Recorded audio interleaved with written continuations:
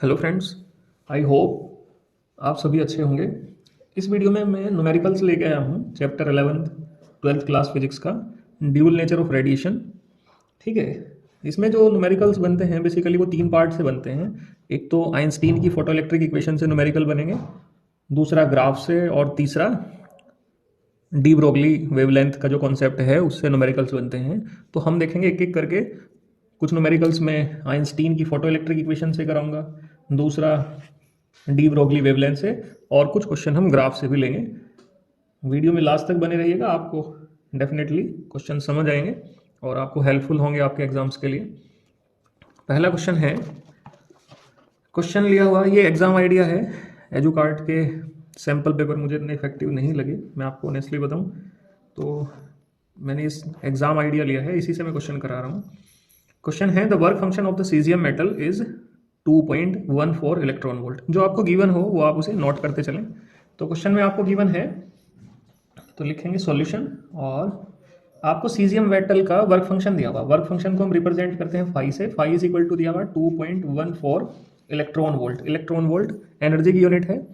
When A light of frequency 6 into 10⁻14 hertz is incident on the metal surface. जब ये frequency metal surface पे पड़ती है, मतलब जो रेडिएशन आपकी मेटल पे इंसिडेंट हो रही है उसकी फ्रीक्वेंसी भी दी हुई, न्यू इज इक्वल टू दिया हुआ 6 इंटू 10⁻14 हर्ट्ज।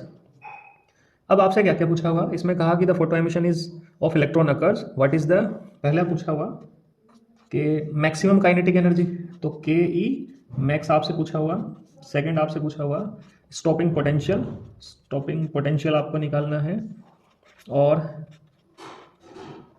ठीक है स्टॉपिंग पोटेंशियल। और तीसरे पार्ट में आपको क्या करना है, मैक्सिमम स्पीड निकालनी है, maximum speed of emitted photo electron. खैर ये सब हो जाएंगे, एक एक करके हम देखेंगे। इसका सॉल्यूशन करेंगे। देखो फाई आपको दिया हुआ है, फ्रीक्वेंसी रेडिएशन की दी हुई है, तो आइंस्टीन की फोटो इलेक्ट्रिक इक्वेशन है क्या, using Einstein photo electric equation, photo electric equation. और वो इक्वेशन है क्या आपको पता होनी चाहिए, वो है कि energy of radiation is equal to work function plus K E max, maximum kinetic energy. ठीक है। रेडिएशन की एनर्जी कैसे निकालते हैं, एच न्यू से।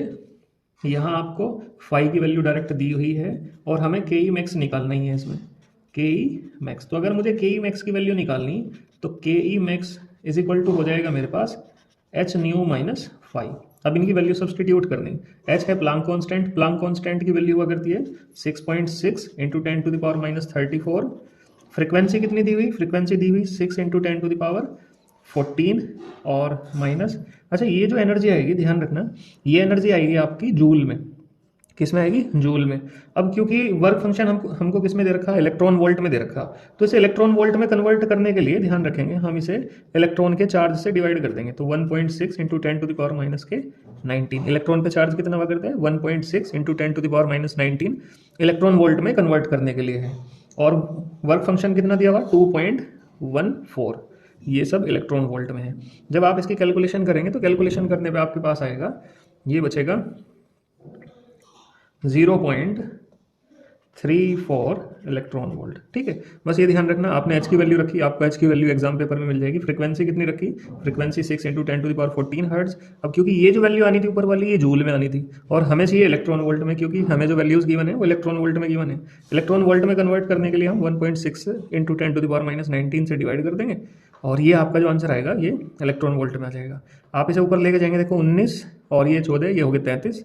ठीक है, तो माइनस के 34 है, और ये कितना है, ये है आपके पास 33 प्लस के हो जाएंगे, तो माइनस की 1 पावर बचेगी। तो उसकी कैलकुलेशन करने पे खैर माइनस करने के बाद ये आ रहा, तो ये तो हो जाएगी हमारी maximum kinetic energy, kinetic energy maximum. ठीक है, इस तरह से निकाल लेंगे। सेकंड पार्ट क्या है, सेकंड पार्ट में आपको स्टॉपिंग पोटेंशियल निकालना। सेकंड पार्ट में तो आपको रिलेशन ये ध्यान होना चाहिए कि मैक्सिमम काइनेटिक एनर्जी जो है वो हुआ करती है ई वी नोट। ई इधर इलेक्ट्रॉन का चार्ज है और वी नोट है स्टॉपिंग पोटेंशियल। ये रिलेशन कहाँ से आया, इसके लिए आप वीडियो देख सकते हैं, मैंने पूरा चैप्टर का वन शॉट बनाया हुआ, या फिर इसे समझ सकते हैं। देखो काइनेटिक एनर्जी क्या है, वर्क डन है, वर्क डन है, और वर्क डन की वजह से ही काइनेटिक एनर्जी आया करती है। और वर्क डन निकालने का तरीका है क्यू वी। क्यू चार्ज है और वी है पोटेंशियल डिफरेंस। भाई इलेक्ट्रॉन का चार्ज कितना होगा ई, और यहाँ पोटेंशियल डिफरेंस को हम बोलते हैं स्टॉपिंग पोटेंशियल, इलेक्ट्रॉन को रोकने के लिए। ठीक है, तो ये आपको पता ही है ये कितना है 0.34 इलेक्ट्रॉन वोल्ट, और ई में एज इट इज रखूंगा और वी नॉट, देखो ई से ई कैंसिल आउट हो जाएगा, तो वी नॉट की वैल्यू कितनी आई मेरे पास, ये आई 0.34 वोल्ट आ गया आंसर। ठीक, तो इस तरह से आप स्टॉपिंग पोटेंशियल कैलकुलेट कर सकते हैं। नेक्स्ट पार्ट है मैक्सिमम स्पीड। मैक्सिमम स्पीड, देखो ये काइनेटिक एनर्जी का रिलेशन है, तो काइनेटिक एनर्जी किसके इक्वल हुआ करती है, काइनेटिक एनर्जी हुआ करती है हाफ एम वी स्क्वायर। तो अगर यहाँ से आप v निकालना चाहते हैं तो 2ke अपॉन m, पहले तो ये v स्क्वायर निकलेगा, खैर इन सब वैल्यूज को सब्सटीट्यूट कर लो आप, तो 2 काइनेटिक एनर्जी कितनी आई थी, मैक्सिमम काइनेटिक एनर्जी ये थी 0.34 इलेक्ट्रॉन वोल्ट। देखो वेलोसिटी आएगी मीटर पर सेकंड में, और वो तब आएगी जब काइनेटिक एनर्जी किस में होगी, जूल में होगी, तो आपको अब इसे जूल में कन्वर्ट करना पड़ेगा, और जूल में कन्वर्ट करने का तरीका है 1.6 इंटू 10⁻⁻⁻19। अपॉन में क्या है, अपॉन में है मास ऑफ इलेक्ट्रॉन। इलेक्ट्रॉन का मास कितना हुआ करता है 9.13 या 31 एग्जैक्टली ऐसा, हाँ 13 इंटू 10⁻31 किलोग्राम। ठीक है ये, और इसका हम क्या कर देंगे, इसका हम स्क्वायर रूट कर देंगे तो हमें वेलोसिटी मिल जाएगी, और ये मैक्सिमम वेलोसिटी होगी। तो v की वैल्यू कितनी आई हमारे यहाँ पे, यही 3.485 इंटू 10⁵ मीटर पर सेकेंड। ठीक है, इस तरह से आप कैलकुलेट कर सकते हैं। देखो कैलकुलेशन का तो ऊपर नीचे हो जाएगा, लेकिन ये है कि तब तरीका पता होना चाहिए हमें कि हम कौन से तरीके से कैलकुलेशंस करेंगे। ठीक है, जैसे इस वाले क्वेश्चन में था कि आपको फाई दिया हुआ था और न्यू दिया हुआ था, रेडिएशन की क्या दी हुई थी आपको, फ्रीक्वेंसी दी थी, वर्क फंक्शन दिया हुआ था। तो सिंपल आपको ये वाली इक्वेशन पता होनी चाहिए, आइंस्टीन की फोटो इलेक्ट्रिक इक्वेशन। भाई phi is equal to 5 plus K E max निकालना था, ये दोनों चीज़ें आपको गिवन है ही, एच आपको गिवन होगा प्लांक कांस्टेंट। ठीक है, तो इस तरह से आप ये सब कैलकुलेशन, ये तो कैलकुलेशन वाला पार्ट है, आप यहाँ तक नहीं पहुँचेंगे तो भी आपका यहाँ आपको नंबर मिल जाएंगे। खैर ये थोड़ा सा यहाँ एक पॉइंट ये है कि जब जूल को इलेक्ट्रॉन वोल्ट में कन्वर्ट करना हो तो हम इलेक्ट्रॉन के चार्ज से ही डिवाइड कर दिया करते हैं। और स्टॉपिंग पोटेंशियल निकालने का तरीका है के E max is equal to E V nought, E से ई कट जाएगा, यहाँ इलेक्ट्रॉन वोल्ट वाला जो है ई से ई कट जाएगा, तो वी नोट की वैल्यू आपकी है आगे 0.34 वोल्ट। और काइनेटिक एनर्जी वेलोसिटी निकालने के लिए आप काइनेटिक एनर्जी वाले फॉर्मूले का इस्तेमाल कर लेंगे, वहाँ से आप वेलोसिटी निकाल लेंगे। तो इस तरह से इस क्वेश्चन को आप सोल्व कर सकते हैं। नेक्स्ट क्वेश्चन है आपके पास, क्वेश्चन में दिया हुआ कि the photoelectric cut off voltage in certain experiment is 1.5। देखो ये वाला क्वेश्चन है, मैं आपको दिखा दूं। The photoelectric cut off voltage in a certain experiment is 1.5, what is the maximum kinetic energy. मतलब आपको कट ऑफ वोल्टेज उसने दी हुई है और आपसे वो क्या निकलवा रहा, आपसे निकलवा रहा वो मैक्सिमम काइनेटिक एनर्जी निकलवा रहा। तो जो भी दिया हुआ उसे आप लिख लो, क्वेश्चन है और इसका हम सॉल्यूशन करेंगे। तो हमें जो गिवन हो सबसे पहले उसे लिखो। कट ऑफ वोल्टेज दिया हुआ, वी नोट दिया हुआ 1.5 वोल्ट, और हमारे से काइनेटिक एनर्जी पूछ रहा है वो। तो देखो काइनेटिक एनर्जी का मैंने अभी बताया था थोड़ी देर पहले रिलेशन के, काइनेटिक एनर्जी हुआ करती है ई वी नोट के इक्वल। तो ई वी नोट की वैल्यू कितनी है 1.5 वोल्ट, तो ये बन जाएगा आपका 1.5 इलेक्ट्रॉन वोल्ट। बस इलेक्ट्रॉन वोल्ट में ही आंसर निकाल लो, जूल में निकालने की जरूरत है ही नहीं। तो इस तरह से ही आपका आंसर आ जाएगा। अगर आप इसे जूल में कन्वर्ट करना भी चाहते हो तो जूल में कन्वर्ट करने का तरीका है, फिर इलेक्ट्रॉन की वैल्यू रख दो, इलेक्ट्रॉन के चार्ज की 1.6 इंटू 10⁻⁻⁻19 और कुलाम इंटू वोल्टेज, ये बन जाएगा आपका जूल। तो अब इसकी कैलकुलेशन करना बचेगा, ये आ जाएगा 2.4 इंटू 10⁻⁻⁻19 जूल। ठीक है, एक नंबर में आसान क्वेश्चन है, इस तरह से आप इसे सोल्व कर लेंगे। नेक्स्ट क्वेश्चन क्या है, नेक्स्ट क्वेश्चन है, आप ध्यान से सुनना, मैं बोल के बता रहा हूँ। क्वेश्चन है in an experiment of photo electric effect, एक फोटो इलेक्ट्रिक इफेक्ट का एक्सपेरिमेंट हुआ, ये यहाँ पे क्वेश्चन आप पढ़ सकते हैं। In an experiment of photo electric effect slope of cut off voltage versus frequency graph. कौन कौन सा ग्राफ, ध्यान से सुनना। कट ऑफ वोल्टेज मतलब स्टॉपिंग पोटेंशियल, और फ्रीक्वेंसी वाले ग्राफ में स्लोप दिया हुआ और आपसे प्लांक कांस्टेंट की वैल्यू निकलवा रहा हूँ। किस किस का ग्राफ है, कट ऑफ वोल्टेज और फ्रीक्वेंसी का। फ्रीक्वेंसी मतलब न्यू, तो आपको ना इनके बीच में कोई रिलेशन डिड्यूस करना। अभी हमने पढ़ा यहाँ स्लोप दिया हुआ, ठीक है, स्लोप कितना दिया हुआ आपको, ये दिया हुआ 4.12 इंटू 10⁻⁻15, ठीक है, वोल्ट और सेकंड, ऐसे करके उसने कुछ दिया हुआ स्लोप। हमें पहले तो इनके बीच में ना एक रिलेशन डिड्यूस करना। आइंस्टीन की फोटो इलेक्ट्रिक इक्वेशन अगर हम यूज करें तो E is equal to 5 plus K E की जगह में क्या लिखूंगा, और के ई मैक्स लिखना पड़ेगा। के ई मैक्स की जगह मैं क्या लिख सकता हूँ, ये वाला रिलेशन ई वी नोट, तो ई वी नोट, और ई की जगह मैं क्या लिख सकता हूँ, एच न्यू। मुझे वी नोट की वैल्यू निकालनी है इसमें, तो मैं क्या करूँगा, पूरी इक्वेशन को ई से डिवाइड कर दूंगा, तो ये बन जाएगा h upon e nu is equal to 5 upon e plus V naught. V note की वैल्यू क्या होगी, V naught is equal to हो जाएगा आपके पास h upon e nu minus 5 upon e, ये इधर प्लस का इधर जाके माइनस का हो जाएगा।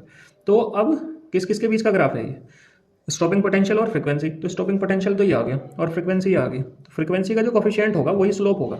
अगर आप इसे कंपेयर करेंगे किसके साथ में, y is equal to M X plus C, ये ना थोड़ा सा 11th क्लास के मैथ्स का कॉन्सेप्ट है। खैर आप ध्यान रखना कि जिसका ग्राफ क्या रखा हो, इसका और इसका, इनके बीच में एक रिलेशन निकालना, वैल्यू इसकी निकालना, इसका जो कोफिशिएंट होगा वही स्लोप होगा। तो h अपॉन ई जो है ये है स्लोप, और स्लोप की वैल्यू दी हुई, स्लोप की वैल्यू कितनी दी हुई, 4.12 into 10 to the power minus के 15।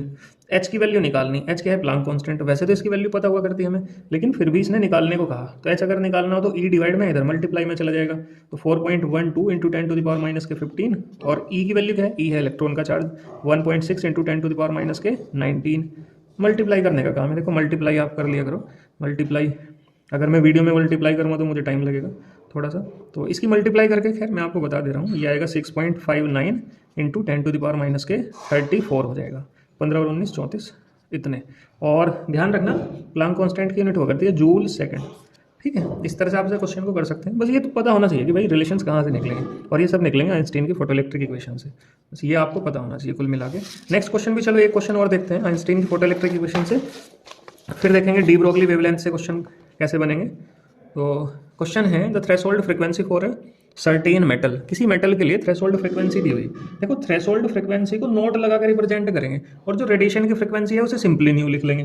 तो थ्रेशोल्ड फ्रीक्वेंसी दी हुई 3.3 into 10 to the power 14 hertz.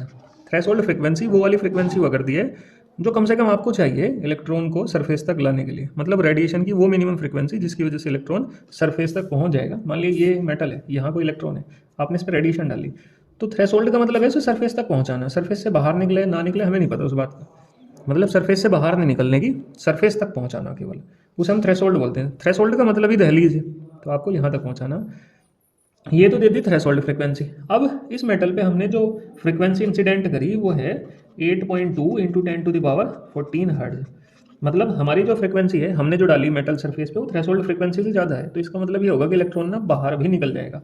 अब उसने क्या पूछा, उसने पूछा कि कट ऑफ वोल्टेज निकालो, कट ऑफ वोल्टेज निकालना।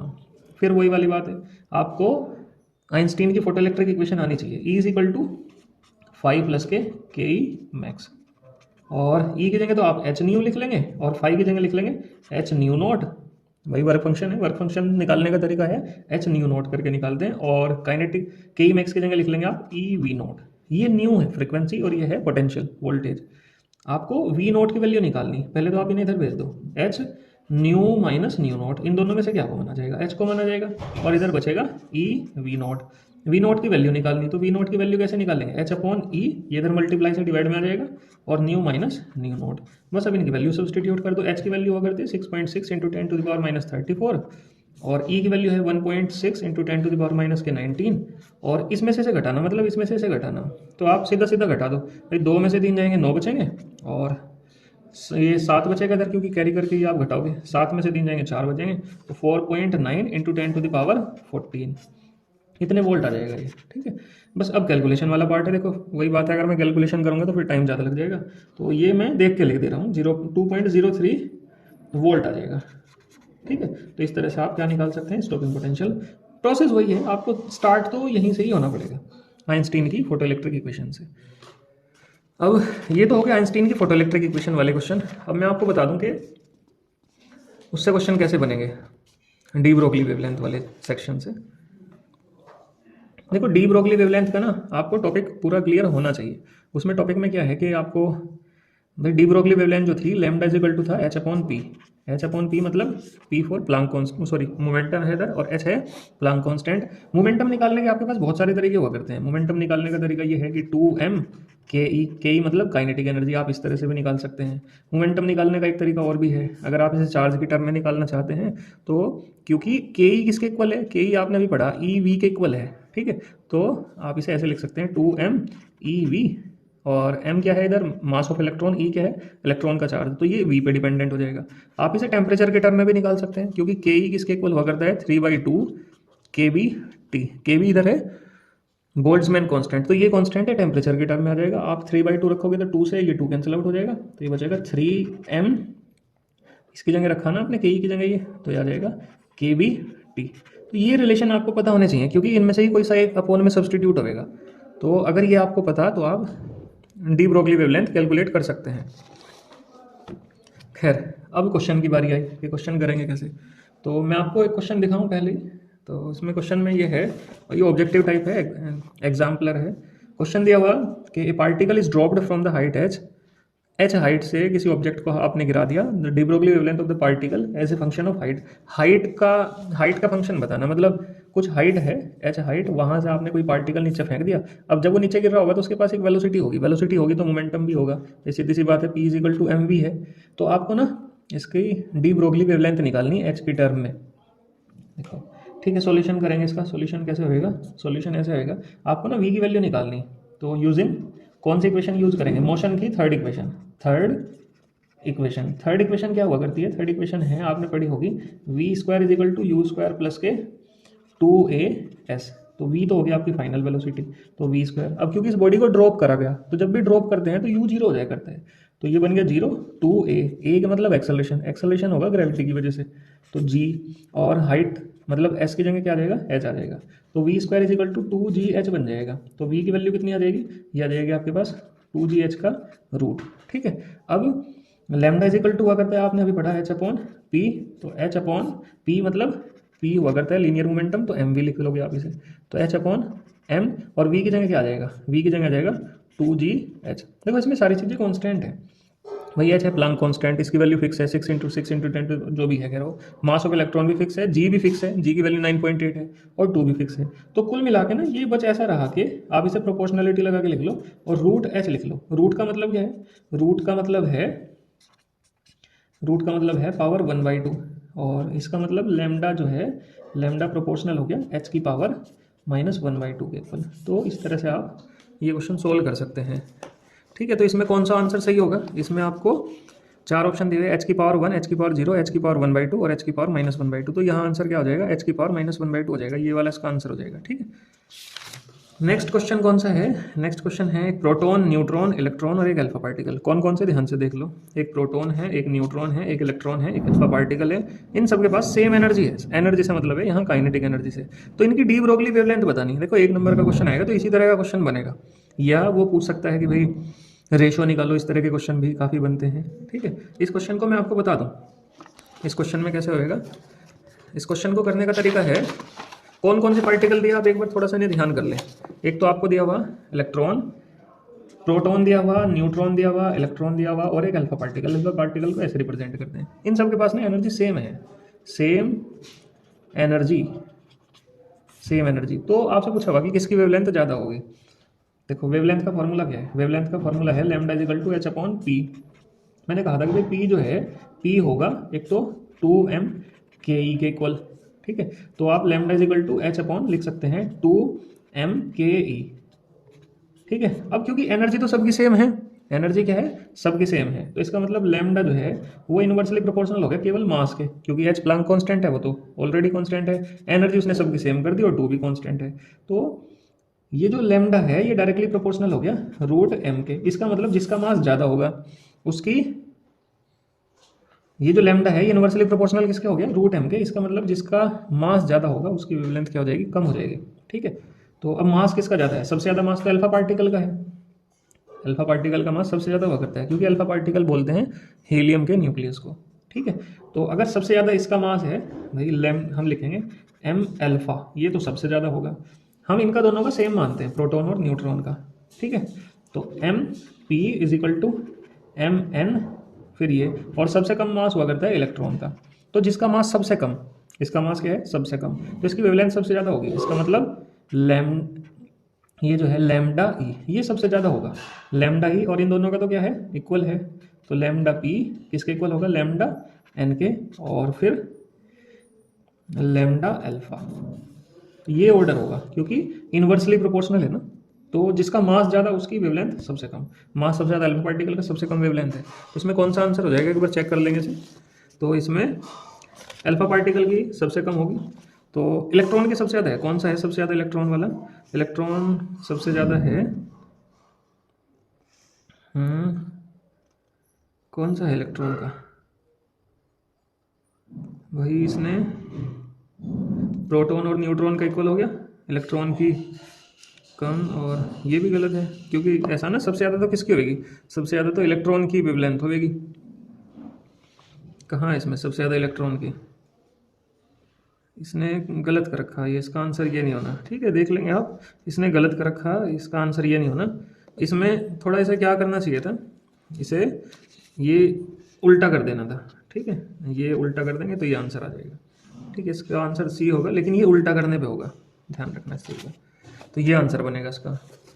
नेक्स्ट क्वेश्चन क्या है? नेक्स्ट क्वेश्चन इसने बनाया, देखो ये क्वेश्चन है, the number of the photo electrons emitted for the light of frequency new.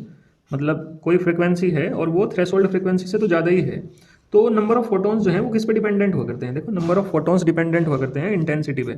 जितनी ज़्यादा इंटेंसिटी होगी, जितनी ज़्यादा इंटेंसिटी ज़्यादा होने का मतलब है कि सरफेस पे उतनी ही ज़्यादा फोटोन स्ट्राइक कर रहे होंगे। जितने ज़्यादा फोटोन स्ट्राइक करेंगे, देखो ऐसा माना जाए फोटो इलेक्ट्रिक इफेक्ट में कि एक फोटोन टकराएगा तो एक इलेक्ट्रॉन निकलेगा। अब 2 टकराएंगे तो 2 इलेक्ट्रॉन निकलेंगे, 10 टकराएंगे 10 इलेक्ट्रॉन निकलेंगे। तो इसका मतलब तो ये इस बात पे डिपेंडेंट है कि कितने फोटोन टकरा रहे हैं, उस पर इलेक्ट्रॉन डिपेंडेंट है।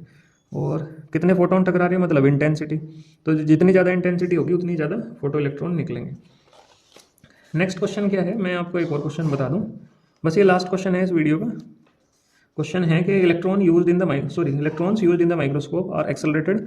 एक में तो वोल्टेज दिया हुआ आपको 25 किलो वोल्ट का, और दूसरे में दिया हुआ पोटेंशियल डिफरेंस जो है वो 100 किलो वोल्ट का। पहले तो आपने पोटेंशियल डिफरेंस और डी ब्रोगली वेवलेंथ का रिलेशन देख लो। देखो मैंने आपको बताया था कि ये तो है ही है, ठीक है, lambda is equal to h upon p.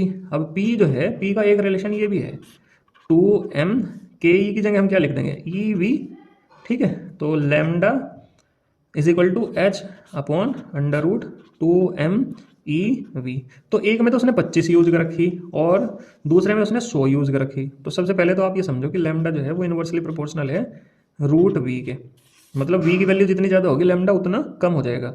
अब इसने तो लैम्डा को वी को 4 गुना बढ़ा दिया भाई, पहले 25 था अब 100 हो गया, तो 4 गुना बढ़ा दिया। 4 का रूट कितना हो जाएगा 2, तो इसका मतलब लैम्डा जो है वो 1/2 टाइम्स हो जाएगी, इसका मतलब घट जाएगी 2 गुना। ठीक है, इसका आंसर ये वाला हो जाएगा। आई होप आपको क्वेश्चन समझ आए होंगे। और मैं आपको बताना चाहता हूँ कि इसमें 2 ही तरह के क्वेश्चंस बनते हैं इस पूरे चैप्टर में, एक तो डी ब्रोगली वेवलेंथ से और दूसरा बनते हैं आइंस्टीन की फोटो इलेक्ट्रिक इक्वेशन से। इन न्यूमेरिकल्स को आप तैयार कर लेंगे, ज़्यादा बड़ा चैप्टर है नहीं, 4 नंबर का चैप्टर है, और आप ये पक्का पहले से ही पता कि कहाँ से आने। आइंस्टीन की फोटो इलेक्ट्रिक इक्वेशन आपको याद होनी चाहिए, E is equal to 5 plus K E max. और दूसरा क्या है, दूसरा है ये lambda is equal to h upon p. P को लिखने के आपके पास 2-3 तरीके हैं, एक तरीका यह है, एक तरीका यह है, और एक तरीका मैंने टेम्परेचर वाला भी बताया। तो आप अगर इन्हें ध्यान रखेंगे तो आप अपने 4 नंबर मान के चलो कि पक्के ही हैं, इसमें ज़्यादा कोई टेंशन लेने वाली बात है नहीं। आई होप आपको समझ आया हो। Thank you for watching, bye bye.